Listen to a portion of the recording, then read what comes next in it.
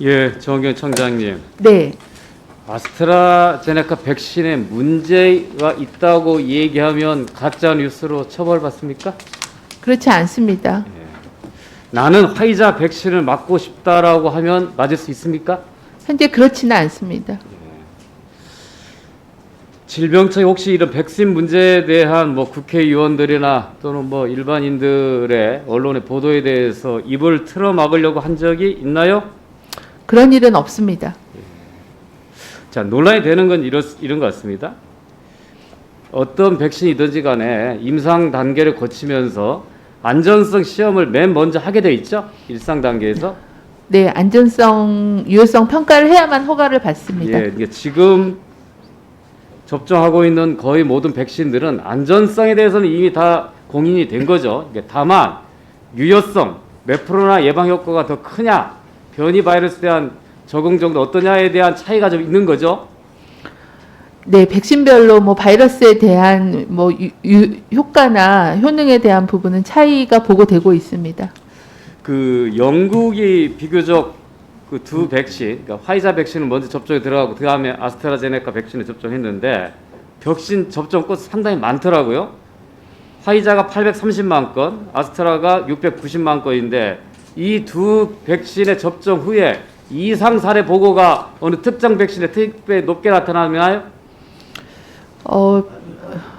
그 백신마다 그 이상 반응에 대한 그 보고율은 조금씩 다르긴 한데요.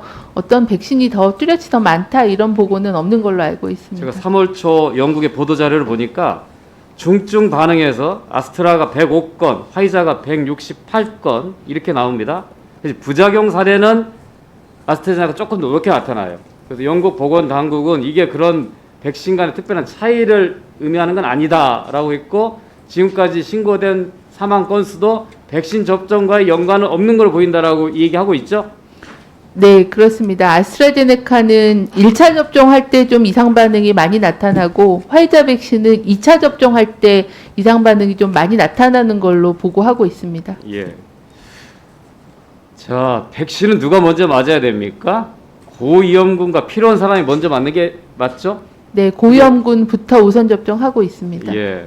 지난번 아스트라제네카 첫 접종 때 대통령은 언제 맞느냐고 물었을 때 순서가 늦게 오시기를이라고 답을 했는데 이 이유가 백신이 위험하니까 천천히 맞으라는 뜻입니까? 아니면 정해진 순서에 따라 대통령도 맞으라는 얘기입니까? 정해진 순서에 의해서 맞으시라는 말씀이었고요. 국민들께서 너무 불안해하셔서 대통령께서 나서서 접종하는 일이 생기지 않았으면 예, 하는 그런 마음이었습니다. 그런 희망이죠. 저도 그렇게 읽었는데 그걸 아주 다르게 해석한 분들이 많더라고요. 자, 대통령께서 23일 날 아스트라제네카 백신을 접종하기로 돼 있죠. 이거는 특혜입니까? 세칙입니까? 어떤 이유에서 이 시기에 맞게 되는 거죠? G7 정상회담을 참석하시는 필수 공무 목적으로 접종을 맞는 걸로 그렇게 되어 있습니다. 필수 목적인 거죠. 네, 그렇습니다. 대통령이 백신 안전성을 입증하기 위해서 앞당겨 맞는 건 아니라는 얘기죠.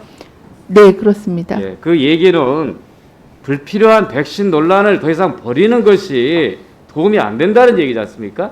그거는 과학과 의학이 얘기하지. 자꾸 정치하는 사람들이 이 백신은 위험하니 저 백신 맞자 이런 얘기하는 것 자체가 과학적으로 근거가 없다라고 하는 게 이미 국내 전문가들이 얘기하고 있지 않는 겁니까? 네, 의학적으로 판단하는 게 필요하다고 생각합니다.